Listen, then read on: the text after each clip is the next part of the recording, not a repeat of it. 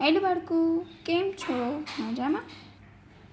અગાઉના પીરિયડમાં same 1ના 1થી 7 chapter સુધી પૂરું કર્યું. હવે આજે આપણે સેમ 2નું ચેપ્ટર પહેલું શરૂ કરીએ. ચેપ્ટર 8. ચેપ્ટર 8ની માહિતી તમને લિંક દ્વારા મોકલેલ છે, જે તમારે તેમાંથી માહિતી મેળવવાની રહેશે. હવે CWમાં લખીએ. સૌથી પહેલાં પ્રકરણ 8, ગાડું અને પૈડા. અહીંયા જે રીતે લખ્યું છે એ જ પ્રમાણે તમારે તમારી CWમાં લખવાનું છે. લખવાની શરૂઆત કરે. સૂચના આપવાની છે, યાદ રાખો. હવે વર્તુળ વિશે લખીએ. તો વર્તુળ કોને કહે છે? કોઈ એક નિશ્ચિત બિંદુથી સમાન અંતરે આવેલા તમામ બિંદુઓના સમૂહને વર્તુળ કહે છે. આ છે એક નિશ્ચિત બિંદુ છે. તે બિંદુથી સમાન અંતરે આવેલા તમામ બિંદુઓના સમૂહને શું કહેવાય? વર્તુળ કહે છે. તમે જોશો તો દરેક બાજુ છે એ સરખું જ અંતર હશે. તેને શું કહેવાય? વર્તુળ કહેવાય. નિશ્ચિત બિંદુને વર્તુળનું કેન્દ્ર કહે છે. આ જે નિશ્ચિત બિંદુ છે તેને શું કહેવાય? કેન્દ્ર કહે છે. વચ્ચે છે એને કેન્દ્ર કહીએ.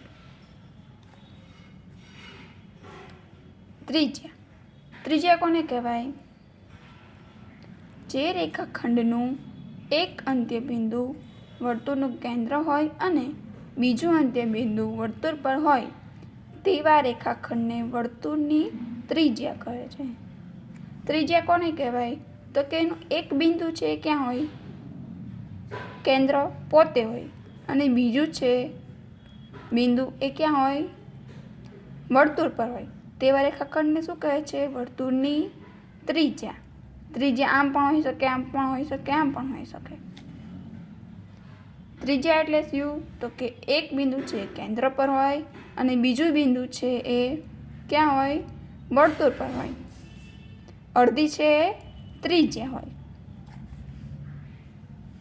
કેન્દ્ર બિંદુથી બીજું બિંદુ છે એ વર્તુળ પર હોય તેને ત્રિજ્યા કહે છે. હવે જોઈએ વ્યાસ કોને કહેવાય? વર્તુળના કેન્દ્રમાંથી પસાર થતો હોય, જેના બંને અંત્ય બિંદુ છે ક્યાં હોય? વર્તુળ પર હોય તેવા રેખાખંડને વર્તુળનો વ્યાસ કહે છે. આ વર્તુળના કેન્દ્રમાંથી પસાર થાય છે અને બંને બિંદુઓ પર બંને અંત્ય બિંદુ છે ક્યાં છે? વર્તુળ પર હોય તેવા રેખાખંડને શું કહેવાય? વર્તુળનો વ્યાસ કહેવાય. હવે અમુક નોંધ આપેલી છે તે જોઈએ. એક જ વર્તુળમાં અસંખ્ય ત્રિજ્યાઓ મળે છે. એક વર્તુળ છે એમાં અસંખ્ય તમને ત્રિજ્યા જોવા મળશે. અડધી આમ હોય, આમ હોય, આમ હોય, આમ હોય. બીજું, એક જ વર્તુળની બધી જ ત્રિજ્યાઓના માપ સરખા હોય છે. પછીનું, એક જ વર્તુળમાં અસંખ્ય વ્યાસ મળે છે. વર્તુળમાં છે તમને અસંખ્ય વ્યાસ મળે છે. એક જ વર્તુળમાં તમામ વ્યાસના માપ કેવા હોય છે? સરખા હોય છે. કારણ કે જે બધા બિંદુઓ છે એ એક નિશ્ચિત બિંદુથી એટલે કે કેન્દ્રથી છે એ બધા સરખા અંતરે આવેલા હોય માટે બધાના માપ સરખા હોય છે. વર્તુળનો વ્યાસ વર્તુળના કેન્દ્રમાંથી પસાર થાય છે. આ વ્યાસ છે ક્યાંથી પસાર થાય છે? કેન્દ્રમાંથી જ પસાર થાય છે. એક જ કેન્દ્રમાંથી અસંખ્ય વર્તુળ મળે. એક જ કેન્દ્રમાંથી છે તમને અલગ અલગ વર્તુળો મળે છે. સામેના પેજ પર જોઈએ.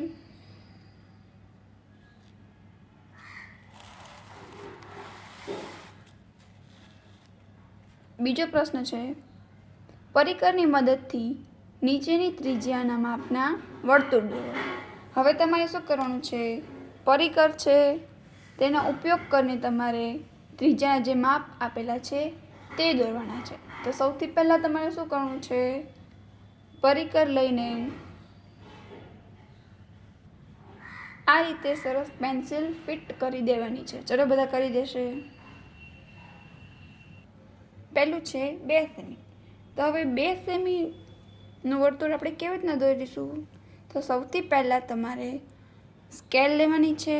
તેના મદદથી આ રીતે જુઓ 2 સેમી આવે એ રીતે તમારે તેનું માપ લેવાનું છે. જુઓ થઈ ગયું. પરિકરની મદદથી તમારે એક છેડો જે ખૂણાવાળો છેડો છે અંદર રાખવાનો છે અને પેન્સિલ છે એ બહારની બાજુ રાખીને પરિકર ઉપરથી પકડીને તમારે ગોળ દોરી લેવાનું છે. કેટલા સેમીનું દોરવાનું છે? તો કયું છે 2 સેમી. 2 સેમીનું માપ લેવાનું છે. પછી ત્યાં માપનું વર્તુળ દોરવાનું છે. હવે તમને જે અહીંયા કેન્દ્ર બિંદુ મળશે તો ક્યાં? તો કે જે અહીંયા તમને મળે છે એને શું કહેવાય? કેન્દ્ર બિંદુ. હવે કેન્દ્ર બિંદુથી તમારે એક લાઈન દોરી લેવાની છે.